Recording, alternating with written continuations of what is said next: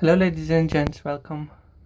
Today I'm going to do a basic wood turning for those that are starting with wood turning and they want something, a simple project to start off.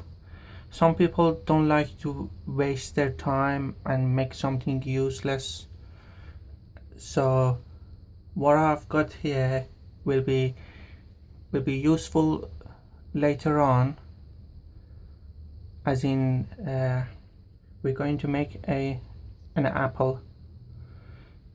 The curves on the apple would help you to create other projects. The curves on the apple could be used on a bowl and many other projects. So in a sense, if you make let's say 10 apples, later on you'll use those skills to make a bowl, and you could have those apples in that bowl and sell it or gift it to someone else. And you don't have to just do apples. I'm gonna show apple, but you could make pear, anything you want. And the point is the way you make the cuts. So any wood that you're not like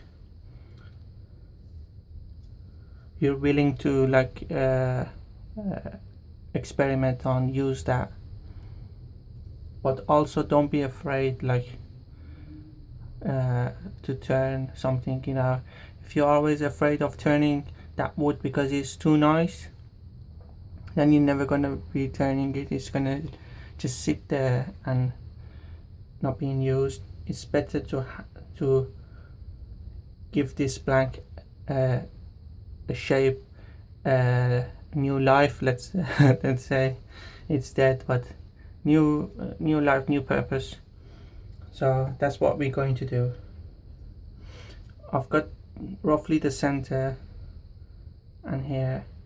So first of all, we're going to put it in between center, make a tenon, and then have that tenon on a chuck.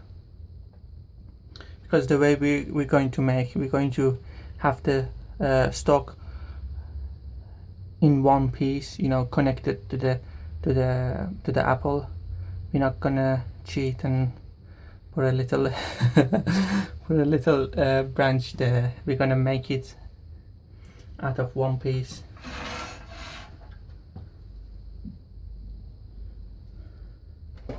And also wear a safety protective gear. At least wear a face shield and mask as well. A respirator.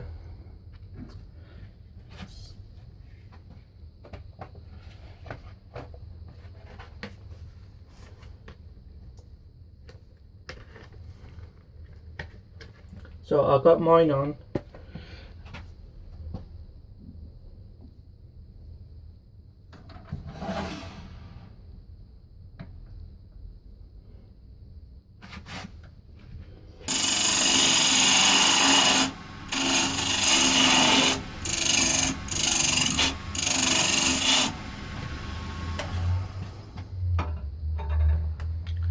Okay, we got a tenon there now. Remember to also flatten, like I did, flatten the back, because you want that to sit nicely on the chuck.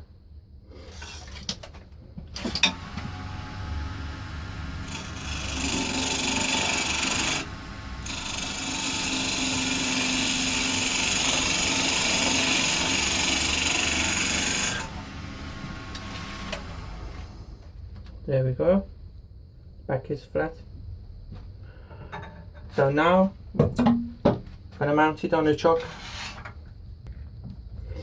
You could go with the smaller tenon, but because I know this wood, you see, because I know this wood is rotten, it's gonna, the fiber is gonna get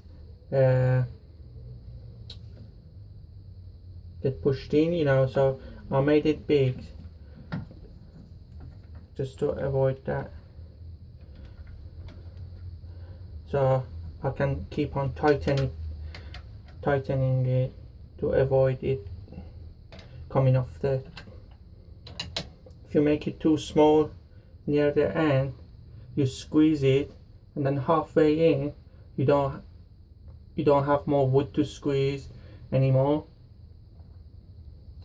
So you gotta know your wood, and if it's like that, leave yourself a bit room.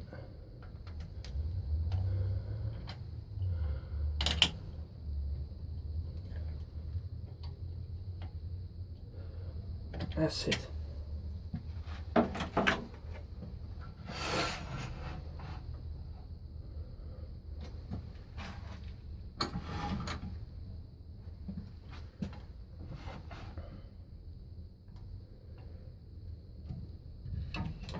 So first of all, you're gonna throw this up, get rid of these.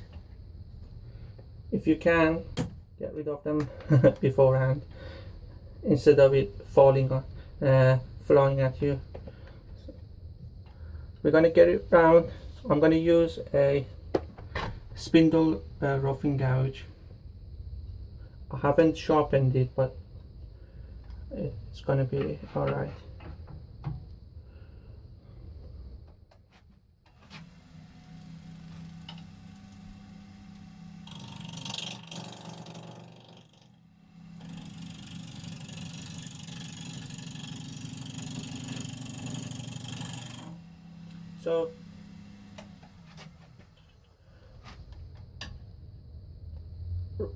So when you're using the roughing gouge, some people go like that, which defeat the purpose of the roughing gouge. You could get a better cut if you angle it like 30 degrees and right the bevel.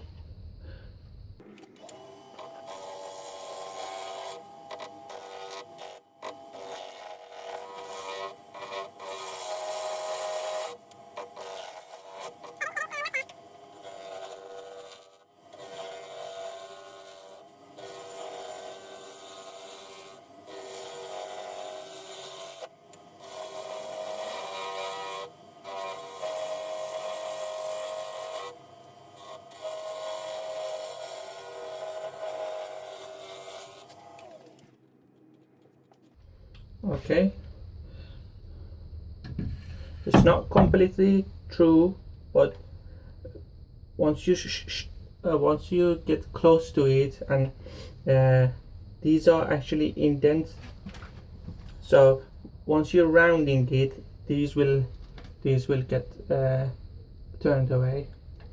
So don't worry about it too much, you know, to get it perfectly round, because when you're rounding it, remember, you're gonna go deep, so there's no point getting this round, completely round, when you know you're gonna curve down and turn this away.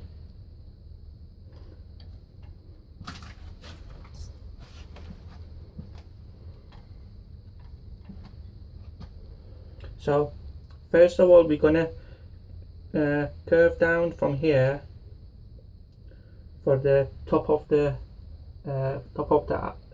apple, and leave about same the size of your stock. I mean, you could turn your stock from another thin piece, the way I'm gonna show on this, because I don't mind turning this away and wasting that much wood, because it's rotten wood anyway. But if you're using a good wood, turn the stock from a smaller piece, and then drill a hole on top of the apple and glue it in there. But for this one, I'm gonna make a make it from the same wood using a spindle gouge.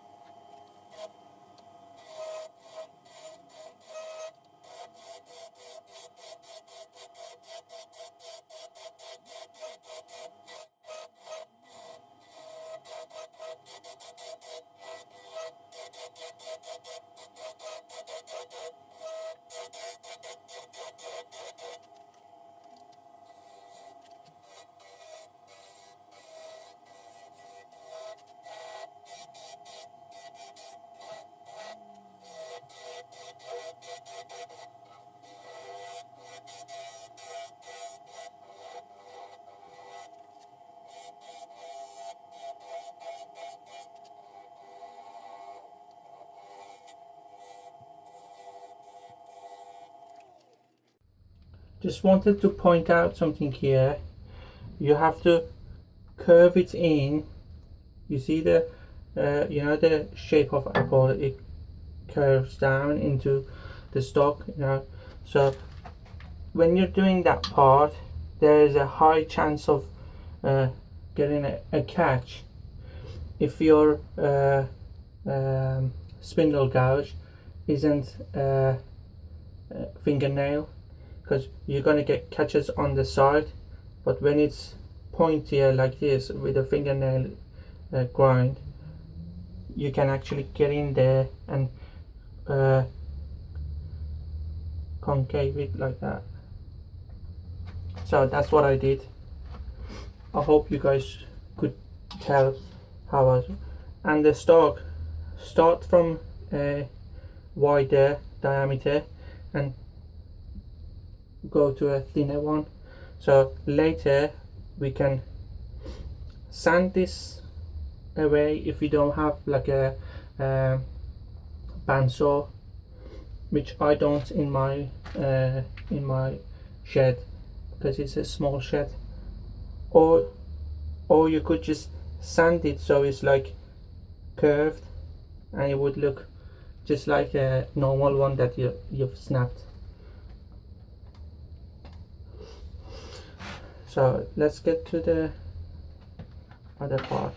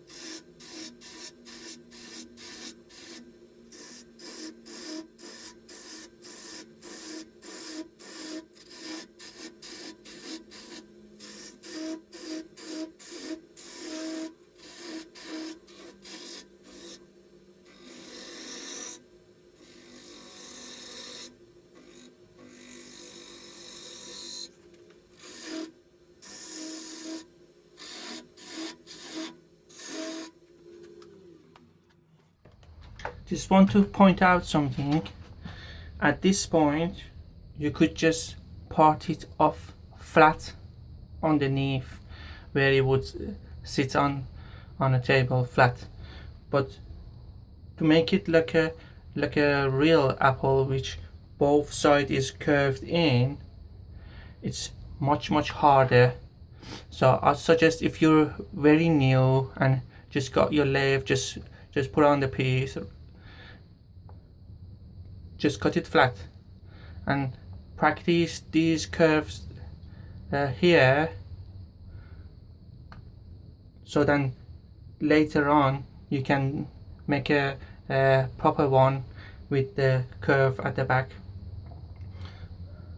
So it's up to you. I suggest if you're very new, just cut it, part it off. It's perfectly fine because it's going to sit on the table. No one's gonna see that unless they turn it around. But if you want to go ahead and you have to give yourself room, so you end up wasting a bit more wood. But if you're clever and you take it down here, you would use that wood for this curve for another one. So try both methods, and yeah.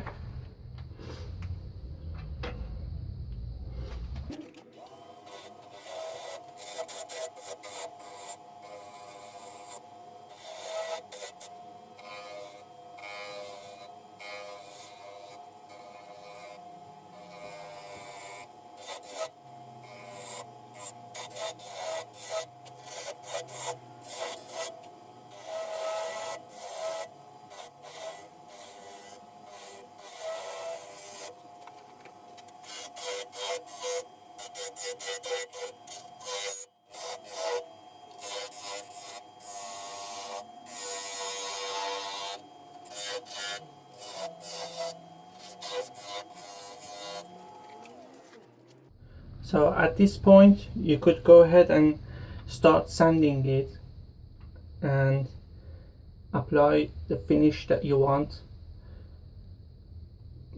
Don't think that just because it's a practice piece you shouldn't like spend time sanding it, spend time finishing it, because even though it's a practice, you gotta practice finishing and sanding as well. So might as well do it while you're learning how to do the cuts and everything, because finishing and sanding a piece is I'd say is the most important part. Because if you make this piece and you don't sand it, you don't finish it, nobody is gonna say, oh, what a nice piece, even though you've used skill to turn it, because visual matters more than what you did in your shed, in your own time. At that time when they look at it, it's what important. So spend time, even on the practice pieces, spend time sanding it, getting all the scratches out. That's the most important part. If you have a good sanding, your finishing gonna look better. So because this is a video and I don't want you to waste your time, I'll part it off. But just so you know what to do for sanding, you go from like 120 to 240 to 400. That's what I do. 400, if you go up to 400, you could then use Yorkshire grit. After Yorkshire grit in my opinion sands it and also seals the wood, because it has mineral oil, lemon oil, beeswax and rotten stone to sand it. So after that you could finish it with microcrystalline or other brands like Hampshire Sheen or Hampshire Sheen gloss, things like that. There are a lot of them out there. Those are the ones I use. So let's part this off. You get the basic idea of how it what the curves you could use. Like if you look at this curve here, that's a perfect curve for a bowl, and so is this one, more steeper curve.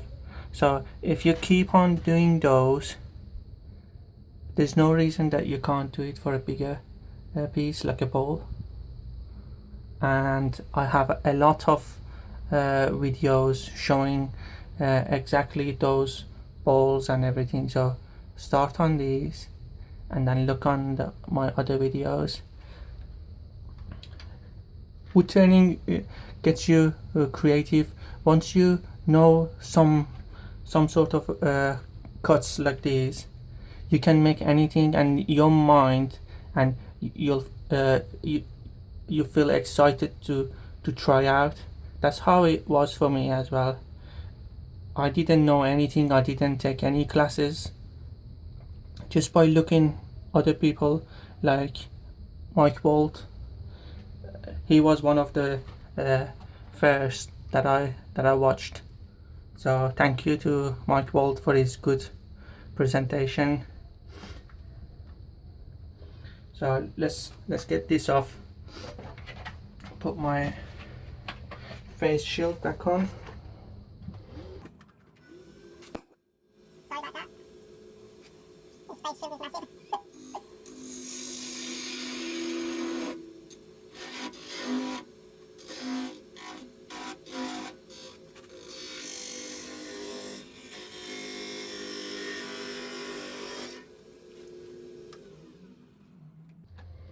There it is. I could have done better here, like curve it more, but you can get it off with the chisel. So this is what I meant, like curving it a bit in, and then you can cut this off or sand it down. But I don't have bandsaw here, so I'll quickly do it on the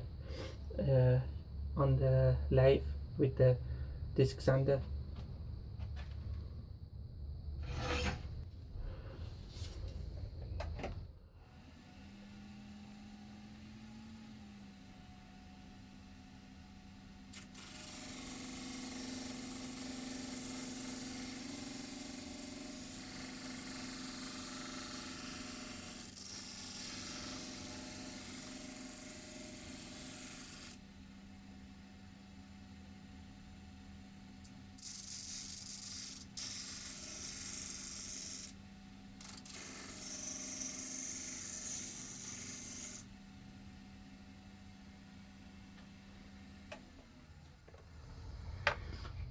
There we go. I think that's even more safer than using bandsaw to cut it, because it's a round shape. So I'd say do the same thing.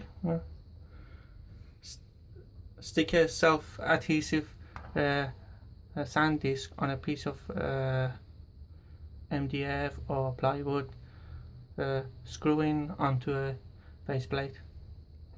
There we have it. And I think the stalk looks better like that instead of just a round branch. Thank you guys for watching. I hope this helped for those who are starting wood turning. If you need more, if you want to talk to me like in private, you got my email, craftwithafshin@yahoo.com. Send me an email. I'm always happy to reply back, and I will do as much as I can to help. I've talked with some of you guys privately before, and I was asked to do this video as well, and I promised also to do this. Sorry about that. So here it is. Thank you for watching. I'll talk to you on the next video. Bye.